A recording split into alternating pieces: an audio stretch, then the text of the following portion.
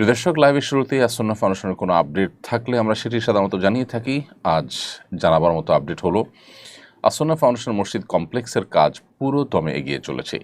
প্রতিদিন প্রায় ১৫০ থেকে ২০০ জন মানুষ নিয়মিত কাজ করছে এই প্রজেক্টে এবং আলহামদুলিল্লাহ বেসমেন্টের কাজ অনেকটাই শেষের দিকে। আমরা আশা করছি বেসমেন্টের ছাদের ঢালাই অর্থাৎ ফার্স্ট ফ্লোরের ঢালাই সেটি আল্লাহ চাহেন তো ইনশা আল্লাহ বিদিল্লাহ কিছুদিনের মধ্যে আমরা দিতে পারবো। অর্থাৎ মাটির নিচের কাজ শেষ করে মাটির উপরে আমরা ইনশাআল্লাহ উঠে যাব বলে আশা করছি।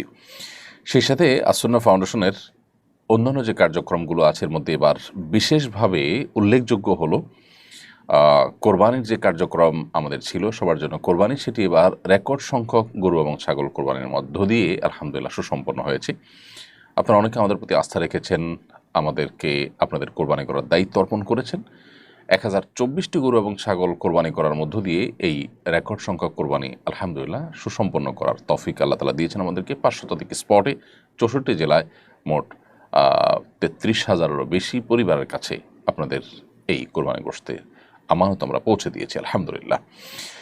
চলুন তাহলে আর বিলম্ব না করে আপনাদের যে সমস্ত প্রশ্ন ইতিমধ্যে আমাদের কাছে চলে এসেছে সেগুলোর দেওয়ার পালায় আমরা প্রবেশ করি। ইতিমধ্যে অনেকগুলো প্রশ্ন আমাদের কাছে চলে এসেছে। এর মধ্যে প্রথমে যে প্রশ্নটি আমি দেখতে পাচ্ছি সেটি হলো, এমডি ইমরান মোল্লা আপনি লিখেছেন, একজন মুসলিম বোন খ্রিস্টান ছেলেকে বিয়ে করে ধর্ম পরিবর্তন করেছেন। এখন তিনি 5 মাসের অন্তঃসত্ত্বা। তিনি ভুল বুঝতে পেরে ইসলামে ফিরতে চান, কিন্তু ভাবেন এতে স্বামীর সাথে প্রতারণা হবে, আর আল্লাহ শিরক মাফ করেন, প্রতারণা নয়। তার বিশ্বাস মন ভাঙা মানে মসজিদ ভাঙা সমান। তিনি কি করবেন? তার ফিরে আসা এবং ভবিষ্যৎ সম্পর্কে পরামর্শ দিন। ভাই ইমরান মোল্লা, প্রথম কথা হলো যে এটি সঠিক কোনো কথা নয় যে আল্লাহ তাআলা প্রতারণার গুনাহ মাফ করবেন না। আল্লাহ তাআলা সকল গুনাহই মাফ করবেন। মৃত্যুর আগে মানুষ যে কোনো গুনাহ থেকে তওবা করবে, আল্লাহ তাআলা তার সবগুলোকেই ক্ষমা করবেন। আল্লাহ তাআলা বলেছেন, ওয়াতুবু আইয়ুহাল মুমিনুন ওয়াতুবু ইলাল্লাহি জামিআন আইয়ুহাল মুমিনুন, হে ঈমানদারেরা তোমরা সবাই আল্লাহর কাছে তওবা করো, আল্লাহর দিকে ফিরে আসো। আল্লাহ বলেছেন, ইন্নাল্লাহা ইয়াগফিরুয যুনুবা জামিআ, আল্লাহ সকল গুনাহ মাফ করে দিবেন। অতএব প্রতারণা একটা পাপ, এমন কোনো পাপ নেই যে, এমন কোনো অপরাধ নেই যে অপরাধ করার পর প্রায়শ্চিত্ত করলে, মানুষ তওবা করলে, অনুশোচনা হলে তিনি সেখান থেকে ফিরে আসলে আল্লাহ তাআলা ক্ষমা করবেন না। সো প্রতারণার গুনাহ থেকেও তিনি আল্লাহ তাআলা মাফ করবেন। এক। দ্বিতীয়ত হলো, মানুষকে প্রতারিত করার চাইতে আল্লাহর সঙ্গে শিরকের ভয়াবহতাটা অনেক বেশি। আর তৃতীয়ত কথা হলো যে অমুসলিম যে ছেলের সাথে তার বিয়ে হয়েছে সে বিয়েটা আসলে সংগঠিত হয়নি, অর্থাৎ শরিয়া দৃষ্টিকোণ থেকে সেটা কোনো বিয়েই হয়নি।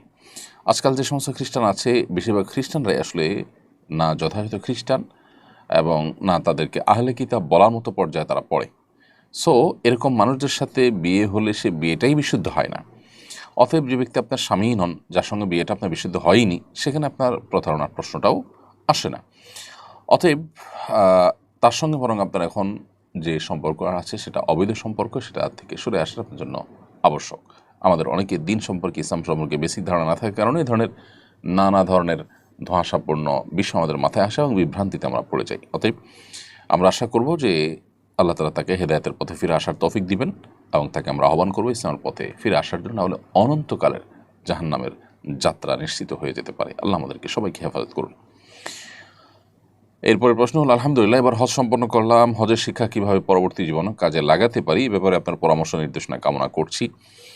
ধন্যবাদ। আল্লাহ তাআলা আপনাকে আপনার হজকে সুসম্পন্ন করার তৌফিক দিয়েছেন এবং দোয়া করি আল্লাহ তাআলা আপনার হজকে হজ্জে মাবরুর, হজ্জে মকবুল, এমন হজ যে হজ মানুষকে নিষ্পাপত্য এনে দেয়, সেরকম হজ হিসাবে আল্লাহ আপনার হজকে কবুল করুন। আর হজের শিক্ষাগুলোকে জীবনের পরবর্তী ধাপে বা পরবর্তী জীবনে ধরে রাখার জন্য আসলে অনেক স্ট্রাগল, অনেক পরিশ্রম, অনেক মেহনত আমাদেরকে করতে হবে। এর ভিতরে একটা পরিশ্রম হলো যে প্রতিনিয়ত হজের যে মাশায়েরগুলো, হজের যে জায়গাগুলো, সেই পবিত্র জায়গাগুলোর পবিত্র অনুভূতিগুলোকে আমরা বেশি থেকে বেশি স্মরণ করার চেষ্টা করব, রিমাইন্ড করার চেষ্টা করব এবং সেগুলোকে আমাদের উপলব্ধিতে জাগরুক রাখার চেষ্টা করব সবসময়। আর একটি ভালো পরিবেশ, যে পরিবেশ তাকওয়ার পরিবেশ, দ্বীনি পরিবেশ, নেককারদের পরিবেশ, সেরকম পরিবেশের মধ্যেও আমরা যথাযথভাবে আমাদের নিজেদেরকে এঙ্গেজ রাখার চেষ্টা করব, সময় কাটাবার চেষ্টা করব ইনশাআল্লাহ তাআলা। যখন মানুষ ভালো পরিবেশের মধ্যে থাকে, নেককারদের পরিবেশের মধ্যে থাকে, তাদের চৌহদ্দি এবং সারাউন্ডের মধ্যে থাকে, তখন তার জন্য দিনের কাজ করা বা দিনের পথে চলাটা তুলনামূলক সহজ হয়। অনেকে হজ করে এসে নিজের আগের যে গড্ডালিকা, আগের যে স্রোত, আগের যে পরিবেশ সেখানে হারিয়ে যান, যার কারণে তারা আর সেখান থেকে ব্যাক করতে পারে না। তো এই জায়গাটাতে আমাদের ফিরে আসাটা দরকার এবং গুরুত্বপূর্ণ। আল্লাহ আপনাকে সে তৌফিক দান করুন। সেই সাথে আল্লাহর কাছে খাসভাবে দোয়াও করতে হবে যে আল্লাহ আপনি আমাকে হেদায়েতের পথে পরিচালিত করুন, অবিচল রাখুন, হেদায়েতের থেকে যেন আমি বিচ্ছুত না হই, সেটি আল্লাহর কাছে দোয়াও করে যেতে হবে। আর এছাড়া হজ করে আসার পরে ইমানের কিছুটা চার্জ হয়, এরপর আবার রিচার্জ করতে হয়। একটা সময়ের পর আমরা যদি রিচার্জ না করি তাহলে সেক্ষেত্রে আবার দেখা যায় আমরা ফিরে চলে যাই আগের জায়গায়। এই জন্য নিয়মিত আমাদের ইমানের নবায়ন করা দরকার, আমাদের ইমানের রিচার্জ করা দরকার। মাঝে মধ্যেই সেটা হজ উমরা করার মাধ্যমে হোক, কোনো দিনই পরিবেশে যাওয়ার মাধ্যমে হোক, কোনো দিনই পরিবেশের মধ্যে নির্দিষ্ট সময় নিজেকে রাখার মাধ্যমে হোক, বা যে কোনোভাবে আমরা এই রিচার্জের কাজটা নিয়মিত করে যেতে হবে। উচ্চ মাধ্যমিক শ্রেণীতে এনসিটিভি কর্তৃক প্রণীত ইসলামের ইতিহাস ও সংস্কৃতি বই নিয়ে সমালোচনা হচ্ছে। এই বইটি একাধিক সাহাবীর ব্যাপারে সমালোচনামূলক রচনা আছে। এই বইটিতে একাধিক সাহাবীর ব্যাপারে সমালোচনামূলক রচনা আছে। সাহাবীর মর্যাদা সম্পর্কে ইসলামের নির্দেশনা জানতে চাই। সাহাবা ইকরামের নির্দেশনা ইসলামের আলোকে সুপ্রতিষ্ঠিত, সুপ্রমাণিত এবং তাদের যে মর্যাদা সেটা রক্ষা করা একজন মুসলমানের কর্তব্য। নবী করিম সাল্লাল্লাহু আলাইহি সাল্লামের পরিষ্কার হাদিস রয়েছে, আমার সাহাবীরা তারা হেদায়েতের উপর আছে, তাদেরকে তোমরা যদি পথ নির্দেশ হিসেবে গ্রহণ করো তাহলে তোমরা হেদায়েত প্রাপ্ত হয়ে যাবে। তাদেরকে গালি দিও না, লা তাসুব্বু আসহাবী, তোমরা আমার সাহাবীদের সমালোচনা করো না। অতএব সাহাবীদের কোনো যদি ত্রুটি থাকে আমরা সেই ত্রুটির অনুসরণ করব না, আমরা বিশ্বাস রাখবো তারা ত্রুটির ঊর্ধ্বে নন। তবে আল্লাহ তাআলা তাদেরকে মাফ করে দিয়েছেন, তাদের প্রশংসা করেছেন, নবী সাল্লাল্লাহু আলাইহি ওয়াসাল্লাম তাদের প্রশংসা করেছেন এবং তাদের সমালোচনা করতে নিষেধ করেছেন। বিধায় তাদেরটা ভালোটা আমরা গ্রহণ করে চলবো, তাদের সমালোচনা জায়েজ নয়। এবং কোরআনে কারিমে আল্লাহ তাআলা সাহাবা ইকরামের প্রশংসা, ভূয়সী প্রশংসা করেছেন বিভিন্ন জায়গায়। আল্লাহ বলেছেন যে মুহাম্মদুর রাসূলুল্লাহ ওয়াল্লাযীনা আমানু মাআহ আশিদ্দাউ আলাল কুফফার রুহামাউ বাইনাহুম তারাহুম রুকআন সুজদান ইয়াবতাগুনা ফাদলাম মিনাল্লাহি ওয়া রিদওয়ানা সীমাহুম ফি উজুহিহিম মিন আথারিস সুজুদ যালিকা মাসালুহুম ফিত তাওরাতি ওয়া মাসালুহুম ফিল ইনজিল কাযারইন আখরাজা শাতআহু ফাআযারাহু ফাস্তাগলাযা ফাস্তাওয়া আলা সুকি। এই যে মুহাম্মদুর রাসূলুল্লাহ ওয়াল্লাযীনা মাআহ, এই আয়াতে আল্লাহ তাআলা সাহাবীদের কথা বলেছেন যে মুহাম্মদ আল্লাহ রসুল, ওয়াল্লাযীনা মাআহু আশিদ্দাউ আলাল কুফফার, এবং যারা তার সঙ্গে আছেন তারা কাফেরদের উপরে কঠোর, পরস্পর তারা বিনয়ী, বিনম্র, একে অন্যের প্রতি দয়ালু। তারপর তাদেরকে সবসময় দেখবেন রুকুতে, সিজদাতে তারা আল্লাহর সন্তুষ্টি শুধু আশা করে এবং তাদের সিজদার আলামত তাদের চেহারায় ফুটে ওঠে। আর অনেক প্রশংসা আল্লাহ তাআলা তাদের করেছেন। আল্লাহ বলেছেন রাদিয়াল্লাহু আনহুম ওয়া রাদু আনহু, তাদের প্রতি আল্লাহ তাআলা সন্তুষ্ট হয়েছেন, তারা আল্লাহর উপরে সন্তুষ্ট হয়েছেন। নবী সাল্লাল্লাহু আলাইহি সাল্লাম বলেছেন উহুদের, বদর যুদ্ধে অংশগ্রহণকারী সাহাবীদের পরে মালুম আসে তুম কদ গফারাল্লাহু লাকুম, তোমরা যা ইচ্ছা করতে পারো আল্লাহ তাআলা তোমাদের ক্ষমা করে দিয়েছেন। এই হাদিসগুলো সবগুলো প্রমাণ করে যে নবী সাল্লাল্লাহু আলাইহি সাল্লাম এর সাহাবীদের মর্যাদা আল্লাহ তাআলার কাছে কত বড়। তো এই জন্য আমাদের কর্তব্য হবে আল্লাহ রাব্বুল আলামিনের এই নির্দেশনা এবং নবী সাল্লাল্লাহু আলাইহি ওয়াসাল্লাম হাদিসগুলোকে মাথায় রেখে সাহাবা ইকরামের সমালোচনার বাইরে থাকা। সাহাবা ইকরামের ব্যাপারে কোরআন ও সুন্নাতে আরও ভুরি ভুরি হাদিস রয়েছে।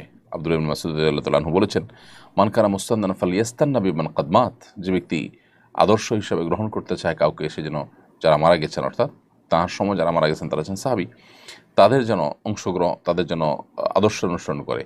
উলাইকা আসহাবু মুহাম্মাদিন সাল্লাল্লাহু আলাইহি ওয়াসাল্লাম, তারা মুহাম্মদ সাল্লাল্লাহু আলাইহি ওয়াসাল্লামের সঙ্গীরা ছিলেন, সাহাবীরা ছিলেন। কানু খায়রু হাযিহিল উম্মাহ আবরুহা কুলুবান ওয়া আমাকুহা ইলমান ওয়া আকলুহা তাকাল্লুফা, তারা এই উম্মতের সবচেয়ে শ্রেষ্ঠ মানুষ ছিলেন, তাদের অন্তর ছিল সবচেয়ে পবিত্র, সবচেয়ে এলেমের দিক থেকে তারা গভীর ছিলেন, জ্ঞানের দিক থেকে, এবং লৌকিকতার দিক থেকে সবচেয়ে কম ছিলেন তারা। তো এই যে হাদিসগুলো, এই হাদিসগুলোর আলোকে সাহাবা ইকরামের সমালোচনা কোনো ইসলামের ইতিহাসের বইয়ে থাকতে পারে না, সংস্কৃতির বইয়ে থাকতে পারে না। মূলত এনসিটিভি দীর্ঘদিন পর্যন্ত সেখানে বই পুস্তক রচনার জন্য, বিশেষ করে আপনার আমাদের নিচের দিকের বাচ্চাদের বই পুস্তক রচনার ক্ষেত্রে এমন কিছু লোককে সেখানে প্রশ্রয় দিয়ে রেখেছে এবং এমন কিছু লোক এনসিটিভির উপরে আপনার নিজেদের প্রভাব বিস্তার করে রেখেছে, যে যুগ যুগ ধরে তাদের বিরুদ্ধে বছরকে বছর তাদের বিরুদ্ধে আলোচনা করেও কোনোভাবে তাদেরকে নড়ানো যায়নি। ইসলাম শিক্ষা এবং ইসলামের ইতিহাস বইয়ের লেখার ক্ষেত্রে এমন এমন লোক রাখা হয়েছে যাদের মধ্যে এমন লোক আছে যারা হাদিস অস্বীকার করে, হাদিসকে স্বীকারই করে না, যারা মুসলমানই না, এরকম লোককে রাখা হয়েছে। এবং যাদের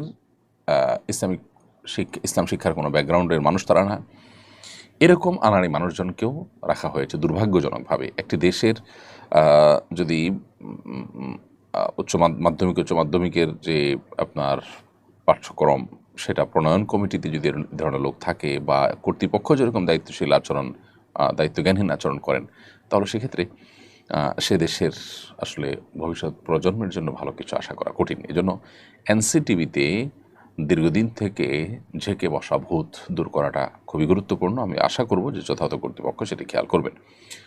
মোহাম্মদ সুমন মিয়া সম্ভবত আপনি লিখেছেন, আরবিতে নাম লিখেছেন কিন্তু পরিষ্কার না, তারপর আমরা ধরে নিচ্ছি সুমন মিয়াই আপনি লিখেছেন, আমি সাধারণত মিথ্যা বলি না, কিন্তু গার্মেন্টসের চাকরি নেওয়ার জন্য অভিজ্ঞতা বাড়িয়ে বলি, যাতে চাকরি হয়, বেতন বেশি ধরে। এখন তো চিন্তায় শেষ হয়ে যাচ্ছে উপার্জন হারাম হচ্ছে কি না ভেবে, এ বিষয়ে জানিয়ে বাধিত করবেন। প্রিয় ভাই, মিথ্যা সর্বাবস্থায় জঘন্য অপরাধ, এবং মিথ্যাবাদী মিথ্যা বলতে বলতে আল্লাহ তাআলার কাছে কাযযাব বা মিথ্যাবাদী হিসেবে যেই তালিকা আছে সেই তালিকায় তার নাম চলে যায়। খুবই জঘন্য একটি বিষয়। আর মিথ্যাবাদীদের উপর আল্লাহ তাআলা লানত পতিত হয়। একজন ইমানদার জেনে শুনে ঠান্ডা মাথায় মিথ্যা বলতে পারে না কোনো অবস্থাতেই। অতএব আপনি যে জঘন্য অপরাধে লিপ্ত হয়েছেন সেজন্য আল্লাহ তাআলার কাছে তওবা করবেন। তবে এর কারণে আপনার সারা জীবন উপার্জন হারাম হয়ে যাবে ব্যাপারটা সেরকম নয়। আপনি উপার্জন এখন যেটা করছেন সেটা আপনার শ্রমের বিনিময়ে পারিশ্রমিক নিচ্ছেন। অতএব শ্রম যতটুকু দিবেন সে ততটুকুর বিনিময়ে পারিশ্রমিক গ্রহণ করা আপনার জন্য হালাল হবে। কিন্তু একই সাথে শুরুতে চাকরিটা নেওয়ার ক্ষেত্রে যে মিথ্যার আশ্রয় নিয়েছেন সেজন্য আল্লাহ তাআলার কাছে আপনার পরিপূর্ণ খাঁটি অন্তরে তওবা নাসুহা বা খাঁটি তওবা আপনাকে করতে হবে।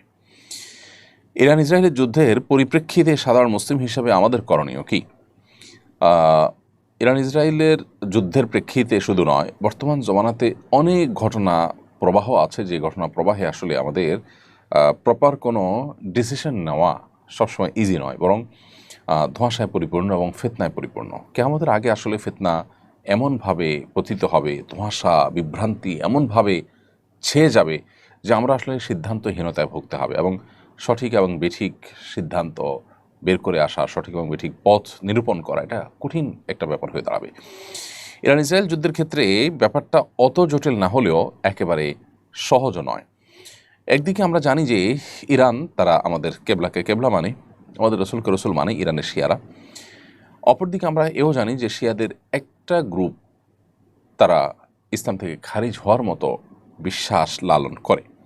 যদিও শিয়াদের মধ্যে আর অনেক গ্রুপ আছে যারা অনেকেই আছেন যে ইসলাম থেকে খারিজ হওয়ার মতো বিশ্বাস লালন না করলেও ভয়াবহ বিদায়াতে তারা লিপ্ত এবং সুস্পষ্ট বিভ্রান্তি এবং গোমরাহিতে তারা আছে।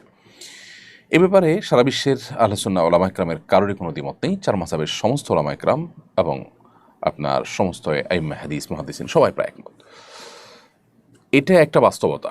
আরেকটা বাস্তবতা হলো যে আমরা জানি সিরিয়া সহ ইরাক সহ মধ্যপ্রাচ্যের অনেকগুলো দেশে এই শিয়া প্রধান দেশটি ইরান বিভিন্ন সময় হামলা চালিয়েছে, এবং বিশেষ করে অতি সম্প্রতি সিরিয়াতে হাজার হাজার বরং লাখো আহলে সুন্নাহর আলেমদেরকে হত্যা করেছে, মসজিদগুলোকে ভেঙেছে, দখল করেছে, এবং সেখানে আপনার শিরকের রামরাজত্ব কায়েম করেছে। বিশেষ করে বাশার আল আসাদ যে কসাই হিসাবে পরিচিত, লক্ষ লক্ষ মানুষের জীবনহানি করেছে, যে সে নিজে ইরানের অনুগত এবং ইরানের সহযোগিতা নিয়ে সে তার এই জুলুমগুলো চালিয়েছে।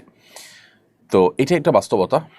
আবার ইহুদি রাষ্ট্রটির যে জুলুম দীর্ঘকাল পর্যন্ত ফিলিস্তিন সহ গোটা মুসলিম বিশ্বের বিরুদ্ধে যে ভয়াবহ এবং সবচেয়ে খোলা শত্রুতায় লিপ্ত, এটা তো আজকে নতুন নয়। এবং কোরআন কারীমে আল্লাহ বলেছেন, লা তাজিদান্না আশাদ্দান নাসি আদাওয়াতান লিল্লাযিনা আমানুল ইয়াহুদ, ইমানদারদের সবচেয়ে বেশি কঠোর শত্রুতা করতে দেখবেন ইহুদিদেরকে, হে রাসূল, এবং এরপরে যারা মুশরিক তাদেরকে। আজও আমরা দেখছি যে আমাদের পার্শ্ববর্তী দেশের মুশরিক দেশ এবং এই ইহুদি দেশ, উভয় দেশ পৃথিবীর যে কোনো প্রান্তে মুসলমানদের বিরুদ্ধে তারা ঐক্যবদ্ধ এবং সবচেয়ে বেশি সোচ্চার। তো এই জন্য এই দুইটার মধ্যে আসলে আমরা কোনো একটাকে আপনার দেওয়া, প্রায়োরিটি দেওয়া এমনিতেই জটিল। তবে এটা ঠিক যে আমরা যারা আমাদের আহলে কেবলা নয় সেই ইহুদিদেরকে এক সাইডে রাখলে অবশ্যই শিয়ারা যারা আমাদের কেবলা মানেন, যাদের সাথে আমাদের অনেক দিক থেকে মিল আছে, তারা আমাদের সন্দেহাতীতভাবে আমাদের বহু কাছাকাছি, সেই জায়গা থেকে তাদের প্রতি আমাদের সিম্প্যাথি, তাদের প্রতি আমাদের সমর্থন থাকার কথা সূরা রুমের মূলনীতির আলোকে। এর পাশাপাশি তারা এই চলমান যে আগ্রাসন, সে আগ্রাসনের মধ্যে তারা মাজলুমের ভূমিকা আছে। সেই জায়গা থেকে আমরা মাজলুমের পক্ষাবলম্বন করাটা এটা হলো আমাদের জন্য সবসময় কর্তব্য। আমরা কোনো অবস্থাতে জালেমের সহযোগী বা জালেমের সমর্থন এটা আমরা কোনো অবস্থাতে করতে পারি না। সেই সাথে আল্লাহ তাআলার কাছে আমাদের একটা কমন দোয়া থাকা দরকার, আল্লাহ চলমান সমস্ত ঘটনা প্রবাহের শেষ পরিণতি যেন ইসলাম এবং মুসলমানদের জন্য কল্যাণ বয়ে আনে। সে দোয়াটা আমরা মনে প্রাণে আল্লাহ তাআলার কাছে বেশি বেশি নিবেদন করব এবং সকল প্রকার জুলুমের অবসান, জালেমের পতনকে আমরা আল্লাহ তাআলার কাছে কামনা করব কায়মন বাক্যে। এবং সেই সাথে ইরান এবং শিয়া যারা আছেন তাদের প্রতি আমাদের আহ্বান থাকবে যে এই রকম পরিস্থিতিতে আজ সারা বিশ্বের প্রায় আহলে সুন্নাহর আলেম এবং শাসকরা ইরানের তাদের প্রিভিয়াস যে আহলে সুন্নাহর আলেমদের প্রতি জুলুম, নির্যাতন, তাদের প্রতি আপনার হত্যাযজ্ঞ, এগুলো সত্ত্বেও ইরানের প্রতি তাদের যে সিম্প্যাথি, ইরানের প্রতি তাদের যে সমর্থন সেটা তারা জানাচ্ছেন। অতএব তারাও ভবিষ্যতে আহলে কেবলা নিজের স্বগোত্রীয় ভাইদের সাথে আচরণ করার ক্ষেত্রে তারা যেন আরও দায়িত্বশীলতার পরিচয় দেন।